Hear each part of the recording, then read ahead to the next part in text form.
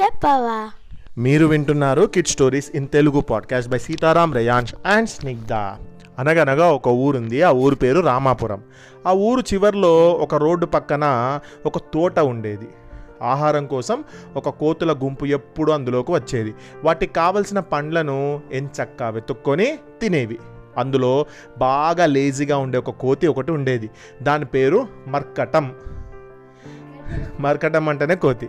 అది నిద్రపోయాక లేవడానికి, లేచాక ఆహారం వెతుక్కోవడానికి కూడా దానికి ఎప్పుడు లేజీగా ఫీల్ అయ్యేది. అబ్బా పడుకుంటా, హాయిగా నిద్ర వస్తుంది, అబ్బా ఇప్పుడు లేచి మళ్ళీ ఫుడ్ వెతుక్కోవాలా అని ఊరికే దానికి బద్ధకంగా లేజీగా ఉండేది. నీలాగా, నాలాగా. లేచాక ఆహారం వెతుక్కోవడానికి కూడా బద్దకించేది. మిగతావి మాత్రం ఆహారం విషయంలో చురుగ్గా ఉండేవి. ఇదేమో ఆలస్యంగా నిద్రలేచి అవి తెచ్చుకున్న ఆహారం పెట్టమని వాటిని బతిమలాడేది. అంటే కష్టపడేది కాదు, కానీ ఊరికి ఏం చేసేది, ఆహారం వేరే వాళ్ళు తెచ్చుకుంటే ఏం చేసేది, తినేది, అడిగేది. వాళ్ళు ఇస్తేనా తినేది, లేకుంటే పస్తులు ఉండేది. మొదట్లో ఆ కోతులు కూడా ఆహారం తెచ్చి ఇచ్చేవి. కొన్ని రోజులు గడిచాక ఇక ఈ మర్కటం బాగా బద్ధకం తయారవుతుంది, అందుకని చెప్పి దాన్ని పట్టించుకోవడం కూడా మానేసినాయి. ప్రతిసారి అవి ఆహారం తెచ్చి ఇవ్వబోమని ఎంత తిట్టినా అది మాత్రం పెద్దగా లెక్క చేసేది కాదు. తినడానికి కాస్త తిండి పెడితే చాలనుకునేది. ముసలి కోతులు తప్ప మిగతావన్నీ ఆహారం కోసం తోటంతా జల్లడ పట్టేవి. మర్కటం మాత్రం ముసలి కోతులతో కలిసి చెట్టు మీదే ఉండిపోయేది. బద్ధకం కదా, టైంపాస్ చేసేది. వేరే వాళ్ళు తెచ్చిస్తే తినేది కూర్చొని.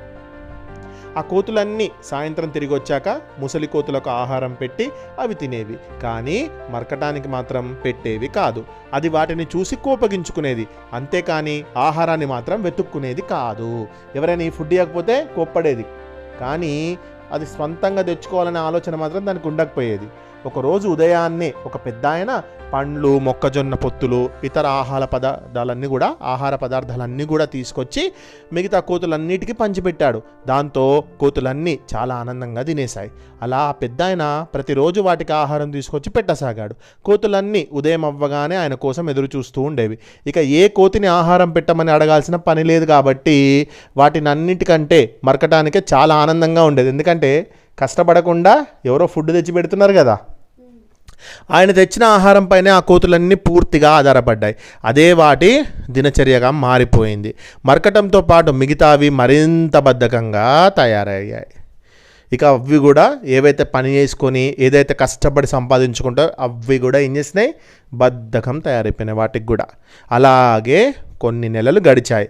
ప్రతిరోజులానే ఉదయం కోతులన్నీ ఆ పెద్ద ఆయన తెచ్చే ఆహారం కోసం ఎదురు చూడసాగాయి. కానీ ఆయన తోటలోని పండ్లు అయిపోవడంతో రావడం మానేశాడు. ఇక రోజంతా ఎదురు చూసినా ఫలితం లేకుండా పోయింది. అలా 4 రోజులు గడిచిపోయాయి.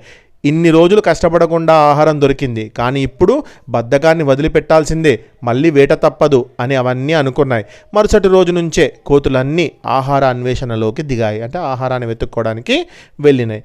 మరకటం మాత్రం ఇంకా ఆ పెద్దాయన కోసమే ఎదురు చూడసాగింది. ఇటు ఏ ప్రయత్నాలు చేయక అటు మిగతావి ఆహారం ఇవ్వకపోవడంతో దాని ఆరోగ్యం బాగా క్షీణించిపోయింది. దాంతో మిగిలిన కోతులు, ఇన్ని రోజులు మనకు ఆహారం ఇచ్చిన వ్యక్తి వస్తాడని నువ్వు ఎదురు చూస్తున్నావు, కానీ ఇక ఆయన రారు, మన కోసం ఎవరో వస్తారు, ఏదో చేస్తారని మనం ఇతరుల మీద ఆధారపడకూడదు. మేము నీకు ఇచ్చేదైనా ఆయన పెట్టేదైనా కొన్ని రోజుల వరకు మాత్రమే. ఆకలవుతున్నా చలించకుండా కూర్చుంటే నీకే నష్టం కలుగుతుంది. ఇప్పటికైనా నీ కష్టాన్నే నువ్వు నమ్ముకో, అర్థమైందా? ఎవరు మన కోసం ఏదీ చేయరు, గుర్తుపెట్టుకో. ఇంకా నువ్వు మారకపోతే నీ ఆరోగ్యం మరింత పాడవుతుంది. ఇక ఏమీ ఆలోచించకుండా మాతో పాటు రా, నీకోసం నువ్వు ఆహారం వెతుక్కో, సరేనా అని అన్నాయి. ఆ మాటలు మరకటాన్ని ఆలోచనలో పడేశాయి. ఎందుకంటే ఇప్పుడు కడుపు కాలుతున్నది, 4 రోజుల నుంచి ఫుడ్ లేదు. ఇంకెన్ని రోజులు వచ్చి నువ్వు వెయిట్ చేసినా ఇవ్వము, వీటికే ఆహారం లేదు, మరి ఆ పెద్ద మనిషి ఇస్తాడా? ఆయన రావట్లేదు. సరే అని ఆలోచన చేసుకొని ఇకనైనా బద్ధకాన్ని వదిలి ఆహార అన్వేషణ ప్రారంభించాలి అని అనుకుంది. తనలో మార్పునకు కారణమైన మిగతా కోతులకు కృతజ్ఞతలు తెలిపింది. చక్కటి కథ కదా. మనం బద్ధకంగా ఉండడం వల్ల మనకే నష్టం. ఎవరో వస్తారు, ఏదో ఫ్రీగా ఇస్తారంటే వేస్ట్. మనం కష్టపడితేనే మనం సాధించుకోగలుగుతాం ఏదైనా కూడా. ఇంతటి చక్కటి కథ రాసిన వారు ఎన్ త్రినాథరావు గారు. శుభరాత్రి.